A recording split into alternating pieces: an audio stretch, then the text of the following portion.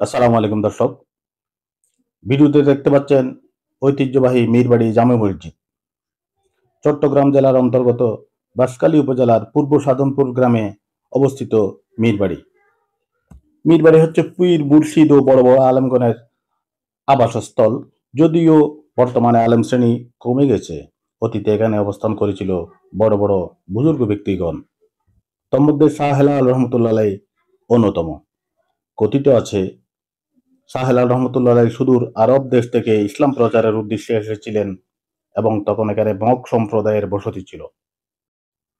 কথিত আছে মগ সম্প্রদায় শাহ হেলাল রহমতুল্লাহ আলাইকে এক জায়নামাজ পরিমাণ জায়গা দিয়েছিল অবস্থানের জন্য, এবং কালক্রমে তাহা মীরবাড়ি নামে রূপান্তরিত হয়েছে। এখানেই জন্মগ্রহণ করেছেন হজরত দালা মৌলানা শাহ রহমতুল্লাহ আলাইয়ের মতন বড় বড় বুজুর্গ ব্যক্তিগণ। ভিডিওতে দেখতে পাচ্ছেন হজরত শাহ হেলাল রহমতুল্লাহ হেফজখানা ও এতিমখানার ভবন, যেখানে অনেক গরিব অসহায় ছাত্ররা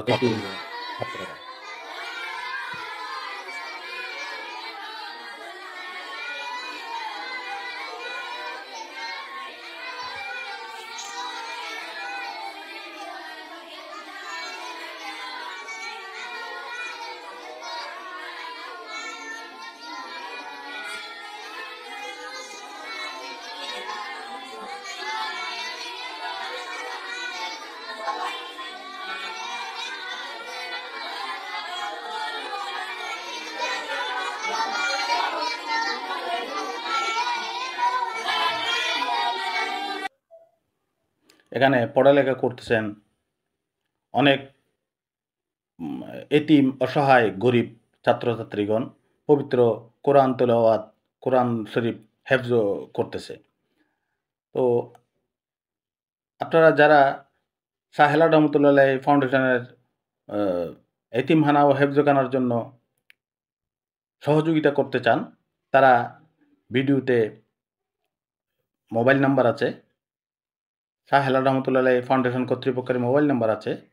মোবাইল নাম্বারে যোগাযোগ করে আপনাদের মানত করা দান, সদকা, জাকাতের টাকা দিতে পারবেন। করুন এতিম ছাত্রছাত্রীদের জন্যে, গরিব অসহায় ছাত্রছাত্রীদের জন্যে।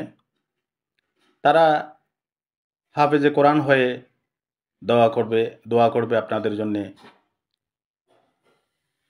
বিশেষ করে কচি কচি ছাত্রছাত্রীদের, কচি কচি শিশুদের দোয়া বিফলে যায় না। আল্লাহর কাছে তারা প্রতিদিন দোয়া করতেছে আপনারা যারা সহযোগিতা করতেছেন তাদের জন্যে, এবং সমস্ত মানব সম্প্রদায়ের জন্যে, মুসলিম সম্প্রদায়ের জন্যে। আপনারা যারা সহযোগিতা করতে চান করতে পারবেন।